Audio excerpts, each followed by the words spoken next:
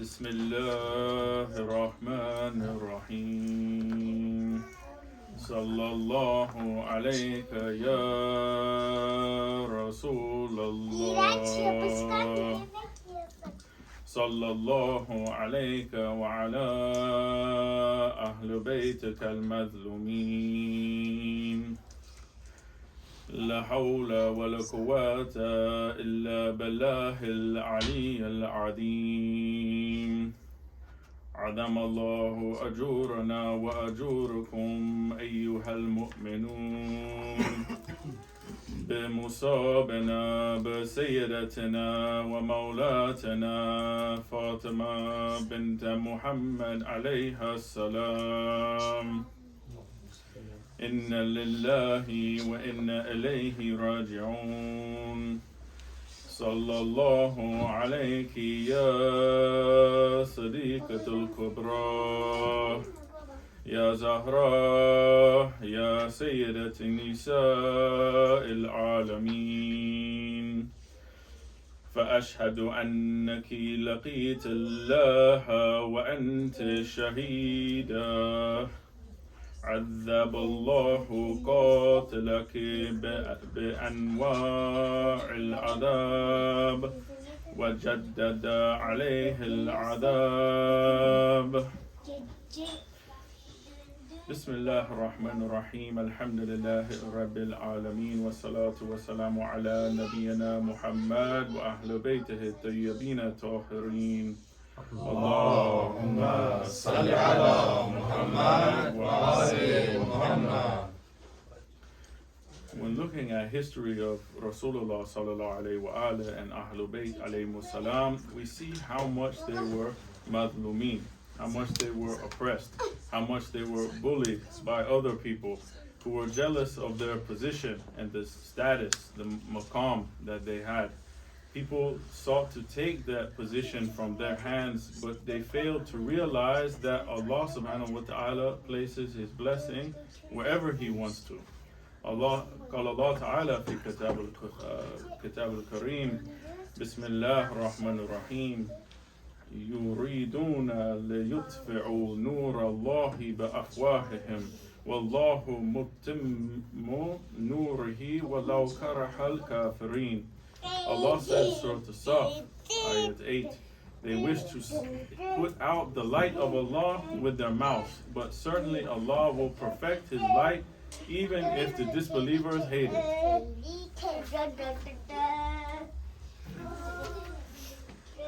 Peygamber sallallahu aleyhi ve sellem ve onun tertemiz ailesi aleyhisselamın tarihine baktığımızda konumlarını ve statülerini kıskanan başkaları tarafından ne kadar ezildiklerini ve zorbalığa maruz kaldıklarını görürüz. İnsanlar makamlarını ellerinden almaya çalışmışlar. Ancak Allah'ın nimetlerini dilediği yere yerleştirdiğini fark edememişlerdir. Onlar ağızlarıyla Allah'ın nurunu söndürmek istiyorlar. Fakat Allah kafirleri dehşete düşürse bile nurunu mutlaka tamamlayacaktır. Saf suresi 8. We see the negative effect that attribute of bullying in society is prevalent today, and there are very alarming statistics, high numbers, which state that 1 out of every 3 students are being bullied throughout the school year. This statistic comes from United States. I'm not sure about the numbers here in Turkey, but I'm sure that it happens everywhere in every country. This bad attribute of bullying, it exists. So bullying, it can be in different forms. It can be physical, it can be verbal, it can be mental, it can even be cyber, online. And some of the reasons that were reported for people being bullied in school were because their physical appearance, maybe they have a defect, their race, ethnicity, or disability, or religion. Zorbalığın bu olumsuz özelliğini bugün toplumda çok yaygın olarak görüyoruz. Amerika Birleşik Devletleri'nde her 3 öğrenciden birinin okul yılı boyunca zorbalığa maruz kaldığını söyleyen zorbalıkla ilgili çok endişe verici istatistikler var. Türkiye'deki rakamlardan emin değilim ancak zorbalığın her ülkede var olduğundan eminim. Zorbalık birçok farklı şekilde olabilir. Fiziksel, sözel, zihinsel ve siber. Öğrenciler tarafından en sık bildirilen zorbalığa maruz kalma nedenlerinden bazıları fiziksel görünüm, ırk, etnik köken, engellilik, din ve benzeri gibi. The thing, it's not like the time when I grew up. The bullying stopped after the school was over. But now, in the age of technology, bullying, it continues after the school. We have all of these social media platforms, Instagram and TikTok and Facebook and all these other platforms. It continues after school. And the percentage of the individuals who have experienced this type of online or cyberbullying sometime throughout their life, it doubled from 18% to 37% from 2007 to 2019. And this continuous attack of being bullied, it leaves the person feeling hopeless. It feels like there's no way to escape. Normally it was after school, you go home, don't worry about it. Now there's no escape from this, always getting attacked. And often this harassment, this bullying, it leads people, na'udhu billah, to take their life, to commit suicide. And don't think that we are immune from this. It is happening in Muslim community in United States and in the West, England and Australia and Canada and all other places, Europe. It is happening in Muslim community. People are taking their life, and may Allah subhanahu wa ta'ala protect us from this. Zorbalık sadece okul bittiğinde sona ermiyor. Artık teknoloji çağında yaşıyoruz ve zorbalık sosyal medya platformları aracılığıyla devam ediyor.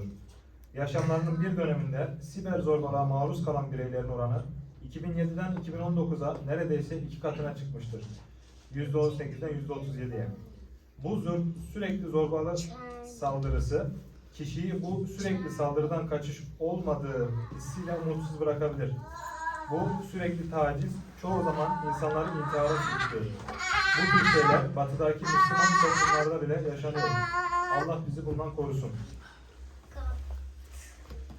Statistics say that only 20 to 30% of the students who are actually bullied, they tell the adults about the bullying, which means 70 to 80% of the students, when they're bullied, they don't tell anybody. This may be because they fear they don't have anyone to trust. And what's also frightening is that 30% of the kids they interviewed, they admit to bullying other people. And we have to explain to our children dangerous effects of this bullying and explain to them the rights and duties that they owe each other as human beings, haqqan nas, the rights of people, and the honorable teachings and mutual respect that we have to have for our fellow human beings. Many of these can be found in books, for example, Risalatul Hukuk from Imam Zain al-Abidin alayhi salam. İstatistikler zorbalığa uğrayan öğrencilerin sadece %20 ila %30'unun zorbalığı yetişkinlere bildirdiğini söylüyor. Bu da zorbalığa uğrayan öğrencilerin %70-80'inin bunu hiç bildirmediği anlamına geliyor. Bunun nedeni korku ya da güvenebileceklerini düşündükleri kimsenin olmaması olabilir. Korkutucu olan bir diğer husus da gençlerin yaklaşık %30'unun başkalarına zorbalık yaptığını itiraf etmesidir. Çocuklarımıza başkalarına zorbalık yapmanın tehlikeli etkilerini anlatmalı ve onlara insan olarak birbirimize borçlu olduğumuz hak ve görevleri açıklamalıyız. İnsanlığa karşılıklı saygı ve pek çok şeyin hak olduğuna dair onurlu öğretiler, 4. İmam Zeynel Abidin Aleyhisselam'ın Hak Risalesi gibi kitaplarında bulunabilir. Statistics also show that 57% of the instances where bullying was happening and they were stopped by bystanders. People who were watching it happen, they stopped this from happening. So it shows how powerful the teachings we have, amr bil ma'ruf wa nahi anil munkar, to enjoin good and forbid evil, how important it is when we put it into practice.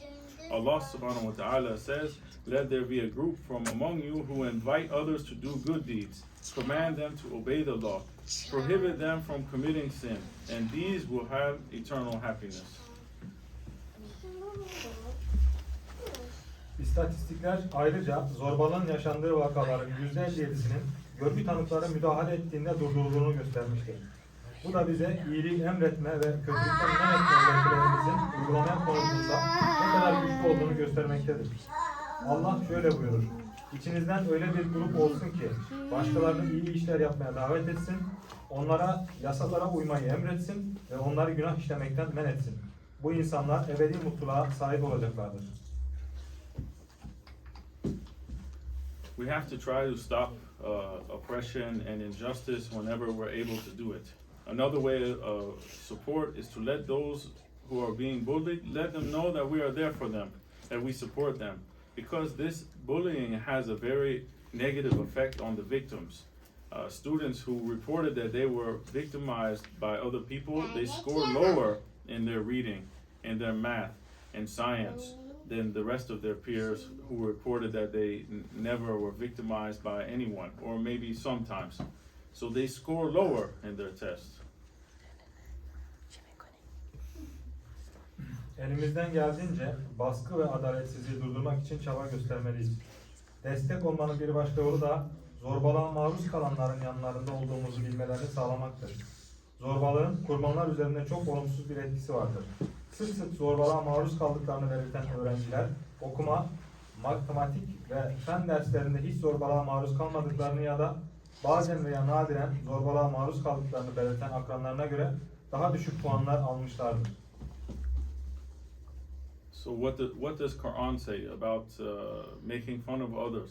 Surah Hujurat, Allah subhanahu wa ta'ala says, believers, let not a group of you make fun of one another. Perhaps they are better than you. Let not women make fun of each other. Perhaps one is better than the other. Let not one of you find faults in the other one or defame the other one. How terrible is defamation after having true faith. Those who do not repent are certainly unjust.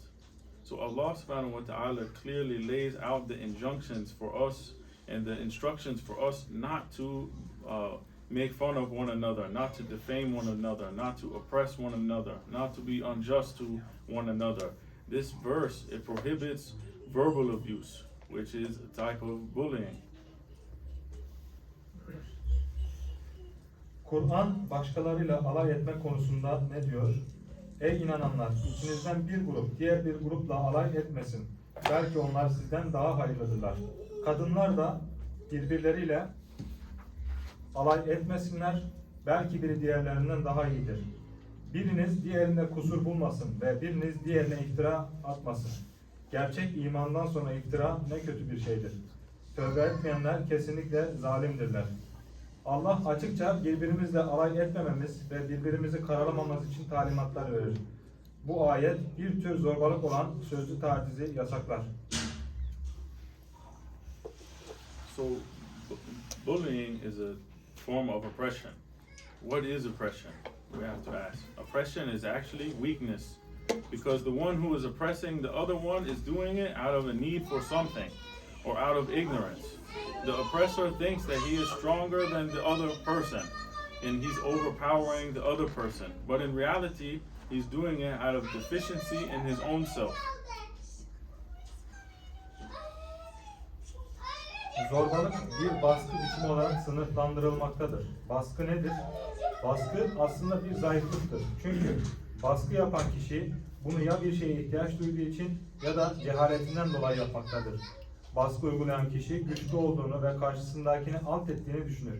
Ancak gerçekte bunu kendi benliğindeki bir eksiklikten dolayı yapmaktadır. We also find that some people try to blame Allah subhanahu wa ta'ala for the oppression happening in the world. This doubt has led many people down a dark path towards kufr or atheism. However, Allah subhanahu wa ta'ala is incapable of doing injustice because it's contradictory to his essence, Dhatullah. And we take a closer look at why injustice is done, then we will have a better understanding of how to clear this doubt. So we'll give several reasons why injustice is done. Ayrıca dünyada yaşanan zulümden dolayı suçu Allah'a atmaya çalışan bazı insanlara da rastlıyoruz. Bu şüphe birçok kişiyi ateizme doğru karanlık bir yola sürüklemiştir. Ancak Allah adaletsizlik yapmaktan acizdir. Çünkü bu onun özüne aykırıdır. Bu şüpheyi ortadan kaldırmak için adaletsizliğin neden yapıldığına daha yakından bakalım ki daha iyi bir anlayışa sahip olalım. Adaletsizlik aşağıdaki nedenlerden biri için yapılır. So there are four points we can make why Allah subhanahu wa ta'ala is incapable of doing injustice, and injustice does not come from Allah. The first reason why people do injustice is because they are ignorant of the harmful effects of sins. They're ignorant of the harmful effect of that injustice. This is impossible for Allah subhanahu wa ta'ala because Allah is al-alim. Allah is all-knowing. Allah has no jahal, no ignorance. Secondly, we're forced by someone else to do injustice. Someone forced us to oppress someone. This is impossible for Allah subhanahu wa ta'ala because Allah is al-qawi, al-qahar, al-jabbar, the strong. No one can force Allah subhanahu wa ta'ala to do anything. The third, we commit injustice to someone else because we need something from that person, something they have. They have money, they put the gun on them, they take the money because they need it. This is also impossible for Allah subhanahu wa ta'ala because Allah is al-ghani. Allah is free from needs. Allah is the creator of all things. He doesn't need anything from anyone else. The last point is people commit injustice because they seek the pleasure of that deed. They like doing injustice. They like being dhalim, which is also impossible for Allah subhanahu wa ta'ala because He is not in need of seeking pleasure the way humans are. He doesn't have emotional states like we do. This is for humans, that we change. One moment we are happy, one moment we are sad, one moment we are angry. This is human characteristics. And we say, Laysa kamithlihi shay. Allah subhanahu wa ta'ala is not like anything else. No humans. So it's impossible for Allah to do injustice based on seeking the pleasure of that injustice. 1. Bu günahın zararlı etkilerinden habersizken adaletsizlik yaparız ki Allah'ın bundan habersiz olması mümkün değildir. 2. Birisi tarafından adaletsizlik yapmaya zorlanırız ki bu da Allah'ı bir şey yapmaya zorlamak için imkansızdır.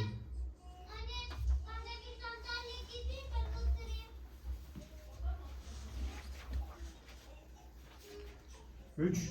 Sahip olduğu bir şeye ihtiyaç duyduğu için birine haksızlık yaparız.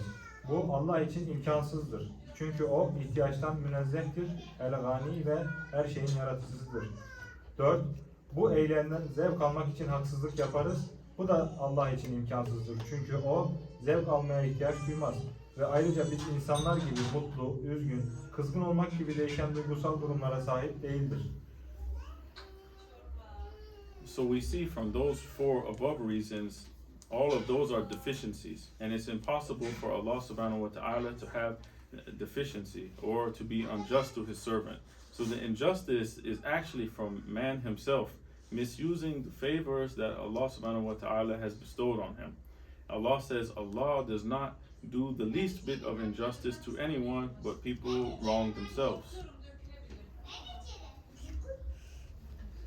Görüyoruz ki yukarıdaki nedenlerin hepsi eksikliktir ve Allah'ın kullarına eksiklik yapması ya da haksızlık etmesi mümkün değildir. Bu adaletsizlik aslında insanın Allah'ın kendisine bahşettiği nimetleri kötüye kullanmasından kaynaklanır. Allah hiç kimseye zerre kadar haksızlık etmez. Ancak insanlar kendilerine zulmederler. So how did Ahlul Bayt alayhimussalam deal with this bullying, this oppression? One of the authors, he writes in Book of History, he says, reacting to the depravity of the times, the members of Bani Hashim, they were prompted half century before the birth of Prophet Muhammad sallallahu alaihi wasallam to make some efforts to stop this moral decline that the Arabs were facing, that they were going, losing their morality, and into improved social, economic, intellectual climate of the country. So they forged this group of people and they called it the League of the Virtuous, Hilful Fudul. This aim of this group, Hilful Fudul, was to prevent wars from breaking out, to protect the weak, to protect the defenseless from their enemies. And a few years later, Prophet Muhammad sallallahu alaihi wasallam was admitted. He was admitted as a member to this group before his prophethood. This league, it vowed to protect the weak, to oppose the tyrants, to oppose the oppressors, and to put an end to exploitation in all forms. Hazreti Muhammed'in sallallahu aleyhi ve sellem soylu ailesi zorbalıkla nasıl başa çıktı? Zamanın ahlaksızlığına tepki gösteren Beni Haşim üyeleri, Hazreti Muhammed'in doğumundan yarım yüzyıl önce Arapların ahlaki çöküşünü durdurmak ve ülkenin sosyal, ekonomik ve entelektüel iklimini iyileştirmek için bazı geçici çabalar göstermeye teşvik edildi. Bu nedenle Erdemliler Birliği'ni yani Hilful Fuzul kurdular. Birliğin başlıca amaçları savaşların çıkmasını önlemek ve zayıf ve savunmasızları düşmanlarından korumaktı. Birkaç yıl sonra Hz. Muhammed sallallahu aleyhi ve sellem Erdemliler Birliği'ne üye olarak kabul edildi. Bu birlik zayıfları korumaya, tiranlara ve zalimlere karşı çıkmaya ve her türlü sömürüye son vermeye söz vermişti. After Prophet Muhammad sallallahu alaihi wasallam declared his nubuwwah, his prophethood, he was treated very badly by other people, by the rest of the Arabs. Even some of his own relatives and family turned against him, like Abu Jahl. People were constantly taunting him, making fun of him, ridiculing him, physically abusive to him and his followers. And despite all the odds against Rasulullah, he overcame all of these obstacles. How did he overcome this bullying from his society? Through sabr, through patience, having a strong connection with Allah subhanahu wa ta'ala. We mentioned in many ayat. We see Surah Baqarah, ayat 45-46. Help yourself in your affairs with patience and with prayer. It's a difficult task, but not for the humble ones who are certain of meeting their Lord and their return to Him. Also, Surah Baqarah, ayat 153. Ya ayyuhalladhina amanu ista'inu bisabri wa salati inna Allaha ma'a sabirin. O you who believe, seek help with patience, sabr and salat, with prayer. Allah is with the patient ones. Also, Surah Al-Inshirah, فَإِنَّ مَعَ الْعُسْرِ يُسْرًا إِنَّ مَعَ الْعُسْرِ يُسْرًا. Then with every difficulty, there is ease. And with every difficulty, there is ease. Allah subhanahu wa ta'ala repeated, emphasis. Peygamberimiz Hazreti Muhammed sallallahu aleyhi ve sellem peygamberliğini ilan ettikten sonra Arapların geri kalanı tarafından çok kötü muamele gördü ve hatta kendi akrabalarından bazıları ona karşı çıktı.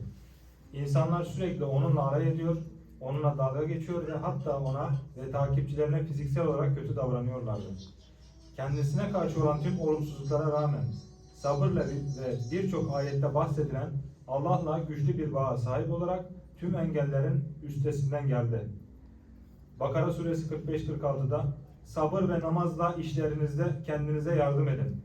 Bu gerçekten zor bir iştir. Fakat Rablerine kavuşacaklarından ve ona döneceklerinden emin olan mütevazi kimseler için zor değildir. Bakara suresi 153'te ey inananlar! Sabır ve namazla işlerinizde kendinize yardım edin. Allah sabredenlerle beraberdir. İşra suresi 4. 5. ayetler her zorluktan sonra bir rahatlama vardır. Şüphesiz her zorluktan sonra bir kolaylık da vardır. One of the dua that are guaranteed to be accepted by Allah subhanahu wa ta'ala is the prayer of the one who is oppressed. We find in narration from Rasulullah sallallahu alaihi wasallam, he says, Ya Ali, the prayer of four group of people is never refuted. The first one is the just rulers. The second one, the fathers when they pray for their sons. The third one, when people pray for their brother secretly. And the last one is the oppressed, the mazlumin. Their dua is mustajab. Their dua is accepted. He says, Allah says, by my glory and majesty I take an oath that I will give triumph to the oppressed even if a long time passes. I will give them triumph. I will make them victorious. kabul edileceği garanti edilen dualardan biri de bir peygamberlik rivayetinde bulduğumuz gibi mazlumların duasıdır. Ben okuyayım baba. Salavatı. Allahümme salli ala Muhammed ve ali Muhammed. Ey Ali! 4 sınıf insanın duası asla reddedilmez. Adil yöneticiler, oğulları için dua eden babalar, kardeşleri için gizlice dua eden insanlar ve mazlumlar. Allah şöyle buyurur. İzzetim ve celalim hakkı için yemin ederim ki aradan uzun zaman geçse bile mazlumları zafere ulaştıracağım.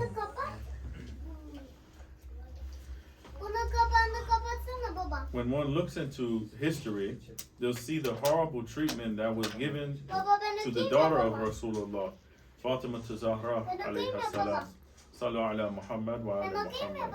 Allahümme salli ala Muhammed ve ali Muhammed.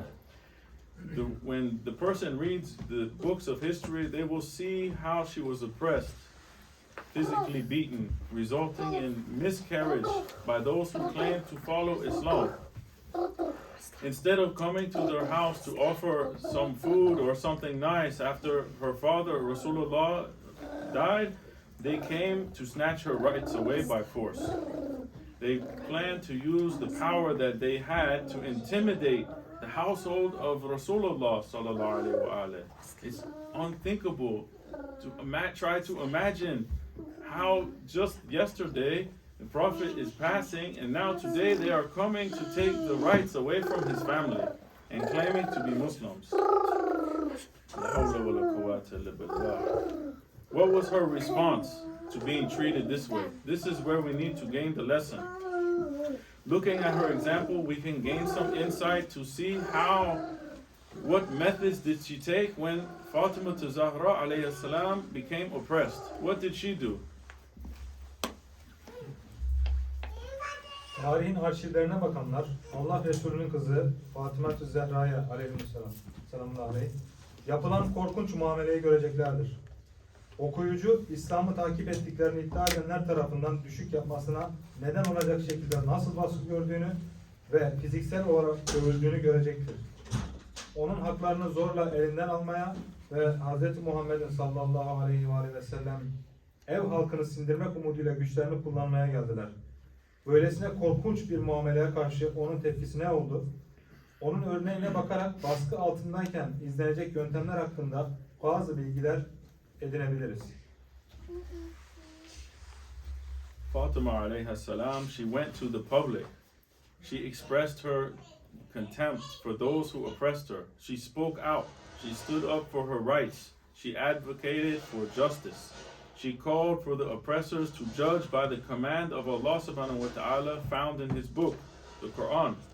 Her famous speech is in the book of history known as Sermon of Fadak. Through seeing her example, it lets us know that we shouldn't accept, we shouldn't tolerate being bullied by an oppressive person, but rather we should stand up for our rights, stand up for justice, advocate for our rights, to be treated with dignity, to be treated with respect. Hz. Fatıma sallallahu aleyhi halka gitti ve kendisine baskı yapanlara karşı nefretini dile getirdi. Haklarını savundu ve adalet için mücadele etti. Zalimlere Allah'ın kitabı Kur'an'da bulunan emirlerine göre hüküm vermeleri çağrısında bulundu. Onun ünlü konuşması tarih kitaplarında bulunabilir ve genellikle Fedek hutbesi olarak anılır. Onun örneğini görerek bu bize baskıcı bir kişi tarafından zorbalığa uğramayı kabul etmememiz veya hoş görmememiz gerektiğini, bunun yerine adalet için ayağa kalkmamız ve onurlu ve saygılı muamele görme haklarımızı savunmamız gerektiğini bilmemizi sağlar.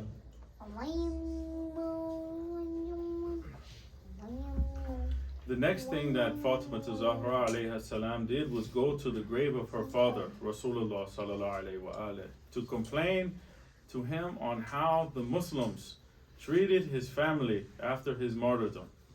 She wept, she told Rasulullah all of her sorrows, all the pain that she went through. This also shows us that any difficulty that we face, we should seek refuge with the one that Allah subhanahu wa ta'ala sent as our guide on this earth. the Imam of our time. Tell him about our sorrows that we are facing. How often do we go to the Imam of our time and seek his help, seek his assistance, tell him about the things that we are going through? We should have a close relationship with the 12th Imam. We should have a relationship where we send salam to the Imam. We speak to the Imam. He's not unaware of what his followers are going through. We know in the letter that he wrote to Sheikh al-Mufid, he said, we are aware of your circumstances and nothing from your affairs is hidden or concealed from us.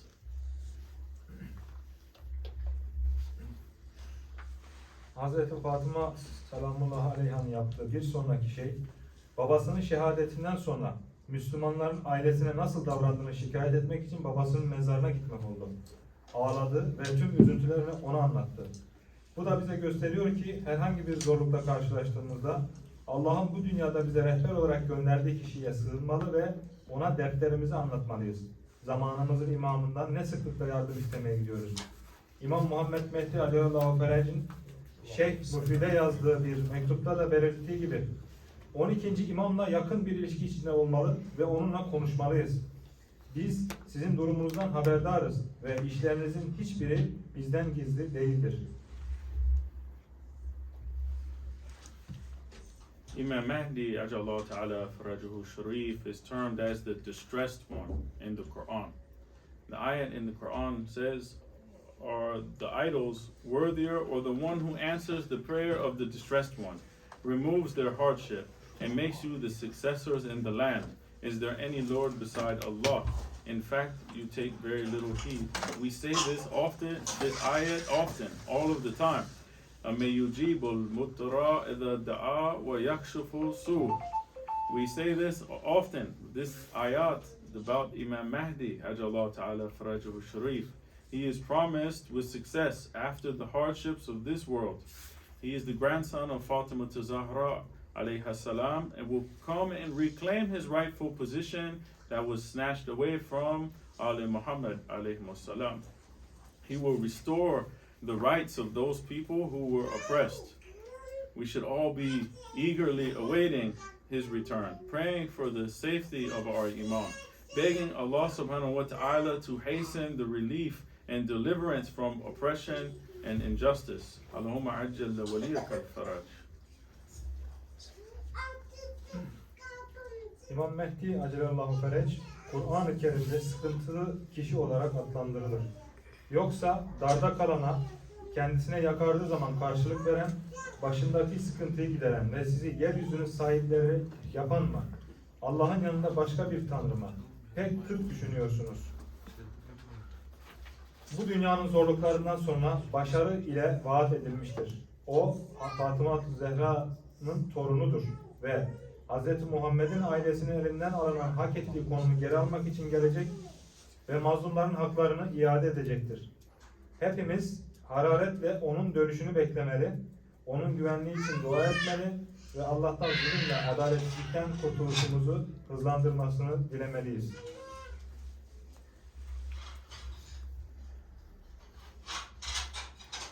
Instead of offering the support for the daughter of Rasulullah, they came and took her rights away. During the life of Rasulullah, sallallahu alaihi wasallam, he gifted her a piece of land. This land was called Fadak. It was intended to help Ahlul Bayt alayhimus salam because it was filled with date palm trees. In order to make the situation difficult for Ahlul Bayt, they seized that land and source of income that they had. They were afraid Ahlul Bayt alayhimus salam would use this income from this land to gain strength, to gain support. So this was a type of economic sanctions they placed on Ahlul Bayt. They made the daughter of Allah's messenger come out from her home and demand her rights. This in itself is a musibah. She went to face her oppressor and gave a famous sermon called Fadak. In part of that sermon, she says, you've responded to the cries of the misguiding shaitan.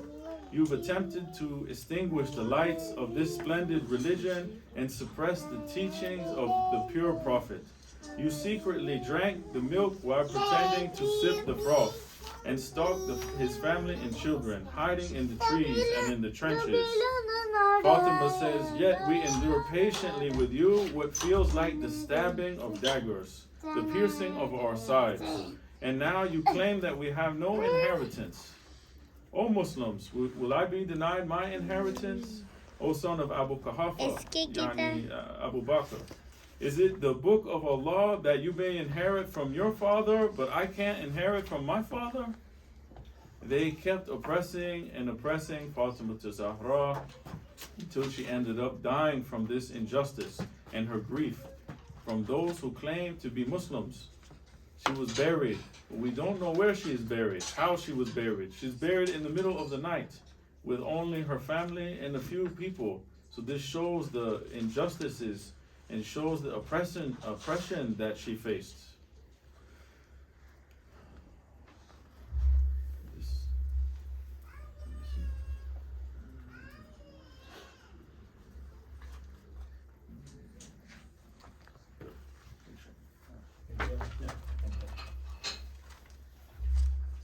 Hazreti Fatıma selamullahi aleyh babasının toplumuna karşı çok cömert ve nazikti. Ama babasının ölümünden sonra ona nasıl davrandılar? Peygamber hastalığı nedeniyle vefat ettiğinde toplum ona ne yaptı? Yönetme gücü için savaşırken onu gömülmeden bıraktılar. Gerçek halef çoktan atanmışken bu meseleyi halletmek için gizlice Sakife'ye gittiler. Peygamberin ne zaman söylediğini hatırlamadılar mı? Men kuntu mevla fehaza aliyyum mevla. Mesajın gerçek mirasçıları Melek Cibril'in yanında kutsal peygamberin cenaze törenleriyle meşguldür. Allah'ın elçisinin kızına desteklerini sunmak yerine gelip onun cenazesini alıp götürdüler. Resulullah'ın hayatı boyunca kızına bir toprak parçası hediye etti. Bu arazinin adı Fedek'ti ve hurma ağaçlarıyla dolu olduğu için Ehl-i Beyt'e yardım etmeyi amaçlıyordu.